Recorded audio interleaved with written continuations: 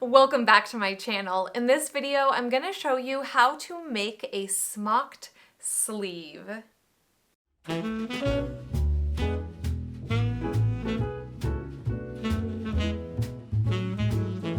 Alright, so welcome back to my channel. Today I'm going to show you how to make a smocked sleeve. This is probably one of the most highly requested tutorials that I've ever had. I mean, I'm also pretty much a noob here, but on almost every smocking tutorial I make or video I post, I get emails or messages or comments asking, how do I actually use this thing and make a thing with it? And I wasn't really sure how I wanted to start this or how I wanted to address this. So instead, I was like, I really love sleeves, and I think a smocked sleeve would be a great example of how you could use a piece of smocking to turn it into a garment piece. So yeah, let's just go right over to Professor Casey to teach you a little bit about the math and how you can solve to figure out how much fabric you need. So take it away, Professor Casey. Oh, hello. Welcome to the math portion of this video. So today I am going to show you how to figure out how much starting fabric you need so that when you have a smocked piece, you can turn it into your sleeve. All right, let's go over this. So we're gonna start with our starting fabric times the percentage equals the final. What the heck does that mean? I will tell you what that means. So what you're going to do before you can fill out any of this is you are going to take a 10-inch by 10-inch square fabric. You are going to smock it down using the exact technique and the exact markings and way that you would smock down this sleeve. Now, when your 10 by 10 inch piece is done, you are going to measure from top to bottom and from right to left. And you are going to write these measurements down. That will be your percentage smocked. So we're using arrowhead smocking in this, and we know, because I have done it, that arrowhead smocking will leave my piece 45% long and 65% wide as the original piece. Now, hopefully, if you are watching this video, you already have your pattern piece, so you already know that your final pattern piece has to be how long and how wide. It doesn't matter how curvy or whatever. We're gonna get to that when we go over to the table. You just need to know how tall that sleeve is and how wide it's going to be. Do you know that now? Fabulous. Let's get into algebra. All right, so we've got our SPF over here, our start, our percentage, and our final, and you know what we're gonna do with that? We know that start times percentage equals final, but we do not know what that start is yet. So what we're going to do is we're gonna divide all of it by percentage, by this P. And yes, you want to keep that decimal in there. So if it's me, and we're doing my piece, we're gonna go S times 0.45 equals 14. Okay, so we're multiplying S by 0.45, it equals 14. Now, we're going to divide it by P. Both sides, all of it, divided by 0.45. Do you know what happens when you divide 0.45, S times 0.45 by 0.45? You eliminate them. Eliminate that. And now, all you have to do is divide 14 by 0.45. And do you know what that gets us? Our starting point. Huzzah. All right. Introduction and outroduction, Casey, back to you. All right, thank you, Professor Casey, for giving us a lesson in algebra. So now that we've kind of covered the math you need for your smocked piece, I'm gonna let you guys decide what kind of smocking you wanna do. Go smock away, do whatever you gotta do. And we are going to kind of get over to the table with a fully finished smocked piece using the math, obviously, that we discussed just now. And I'm gonna go straight from the steps of taking this already sleeve pattern that I had somewhere in my stash. It's a sleeve pattern that I have. We will turn our flat rectangular piece of arrowhead smocked fabric into a sleeve. So we have our pattern placed, and I'm actually gonna just put a couple pins in it for now.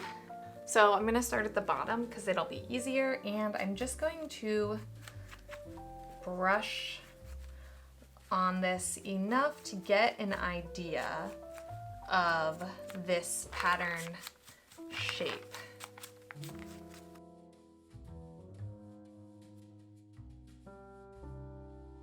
All right, so now for this curved piece, we're gonna take, and I'm gonna just start at the top here, and I am coloring on top of all of my scales.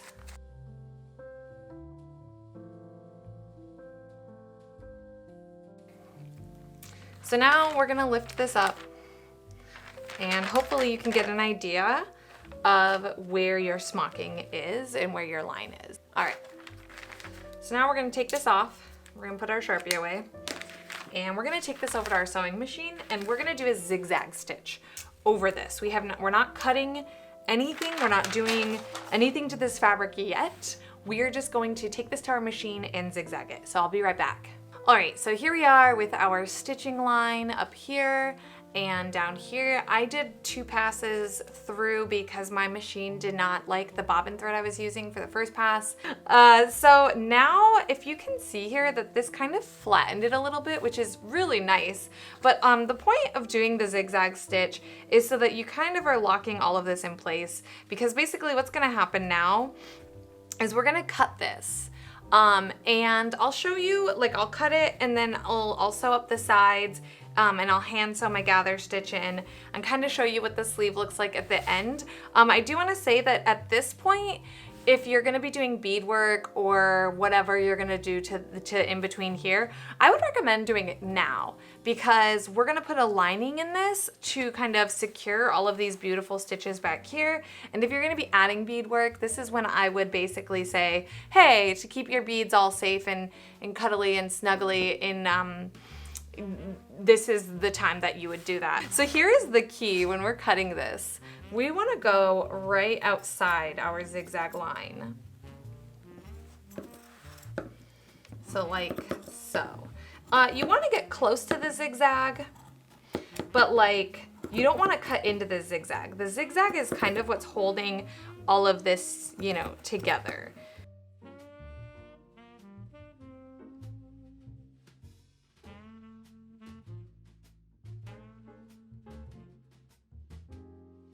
So at this point, you're basically ready to make your sleeve, do whatever you want with it. I'm just gonna like kind of quickly show you how I'm gonna turn this into my sleeve.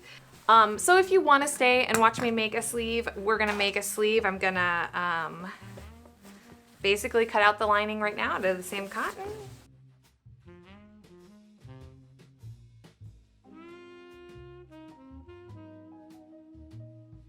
So now I'm going to make a band for the bottom of this sleeve, kind of like a cuff looking, just something cute, you know? And I do this out of a strip of fabric that is 3 inches by 14 or 15 inches wide. So now taking my smocked piece, I'm going to pin it right sides together, and then I'm going to do the same exact thing with the lining piece, and I'm going to go sew these on my sewing machine. With the smocked piece, I actually sew that at almost a full inch, and then the non-smocked lining piece is at 5/8 of an inch seam allowance. Alright, so I'm back with my sewn lining and smocking, and then I also added interfacing to the band, and I also pressed it in half and sewed it and pressed it a quarter in. Something that I did off camera that I don't think I mentioned was that I marked the absolute middle point on both the lining and the smocked piece. So basically what I'm going to do now, and these are the wrong sides together, by the way, I'm going to take this over to my machine and actually sew this down, and I'm also going to sew it down on the bottom as well.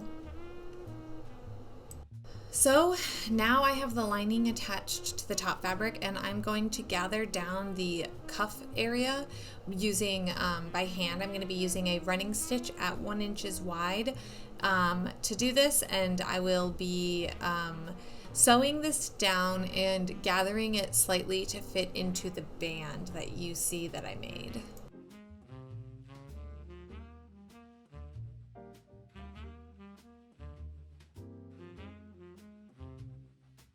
So now I'm gonna pin the right side of the band to the right side of the smocking, and I'm gonna just pin this all the way around, leaving the other half that you can see that I've got folded and prepped for hand sewing later. I'm gonna sew this all down on machine and I'll bring it back. All right, time to flip the band inward and then flip the entire thing inside out so I can hand sew this band down. And then I just kind of sew this down with a whip stitch as quickly as I can. I'm not really trying to make this look super beautiful or anything. There's stitching that is visible on the other side.